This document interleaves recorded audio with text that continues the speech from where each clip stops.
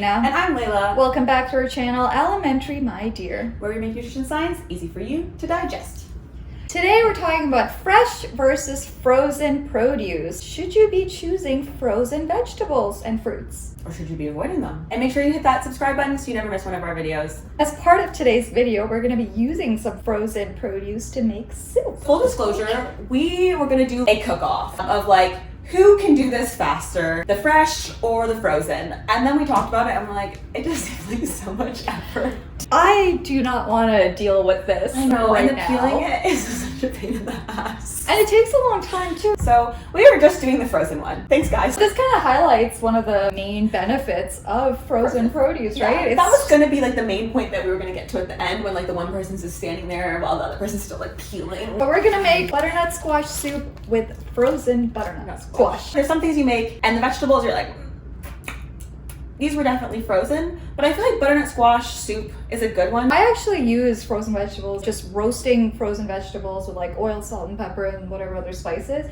So easy and so delicious. There's also at the store, they have like medleys now where they mix them together and it's like frozen vegetables for soup. Carrot, parsnip, celery, and onion. And instead of having like spend like 12 hours chopping up this and having to buy like 3 pounds of carrots, 5 pounds of onion, me living by myself, I'm not really gonna get through. I just have this and I just empty the whole thing into the soup. As a person who lives on my own and cooks for myself, way less food waste. I love frozen vegetables. Way less cleanup, way less effort all around, and can be cheaper too. We've talked about convenience, but of course we're a nutrition channel, so we need to tackle the nutritional aspect. We're gonna start making the food and then we'll talk about that. Always feels so special coming to your house with this fancy knife. My old roommate, Max, he watches sometimes. Hey, he's the one that inspired us to start doing things in the kitchen. Yes. So shout out to Max. Shout out to Max. Hopefully he's watching this. Hopefully he's watching this. Max, amazing cook and loves like good kitchen utensils. So he got like this fancy dancy knife. Always a pleasure to use it.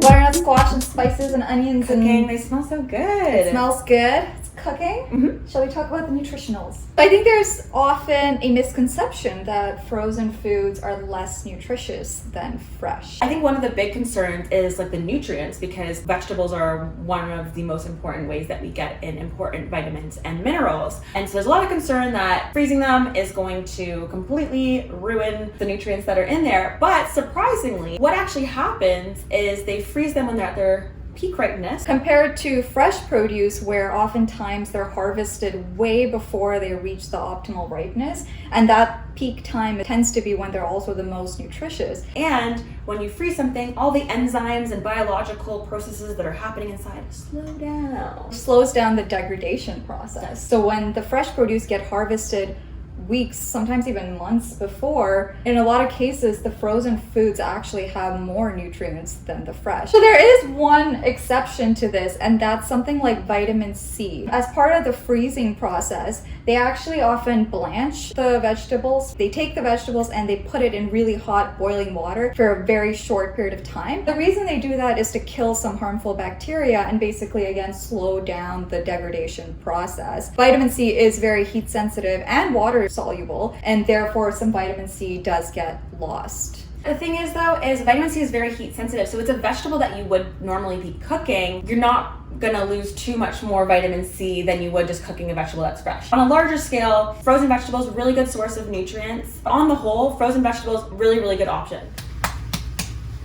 Has butternut squash been naughty? Naughty.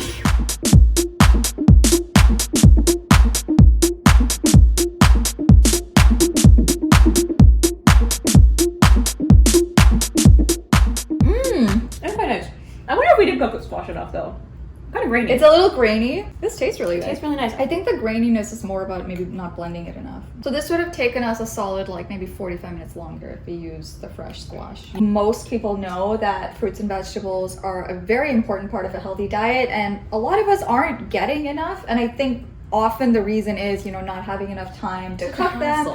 having to go to the grocery store like at least once a week to stock up on fresh produce. And then you get those ones that are like rotting in the back of your fridge because you forgot about them. And then, you get home at like 7:30 after a long day, and it's like, do you really want to be peeling things and cutting and chopping? And then you gotta wash your cutting board and your knife. Oh. It's just... Who has time for that? Frozen vegetables and frozen fruits, depending on what you're making, they can be a great alternative. Just stock up whenever and have a steady supply. And like we were talking about earlier, it's a great way to reduce food waste as well, especially if you are living alone and you can't always get through all of the vegetables. For the most part, there's not a huge difference, and oftentimes that difference is beneficial. Like there's more nutrients in the frozen versus the fresh. Don't shy away from the frozen aisle. They can definitely find a lot of good stuff in there that can add to your health journey. Be sure to like, comment, and subscribe. Hit the notification bell so you never miss one of our videos, and follow us on our Instagram and our TikTok. Thank you for watching. Bye.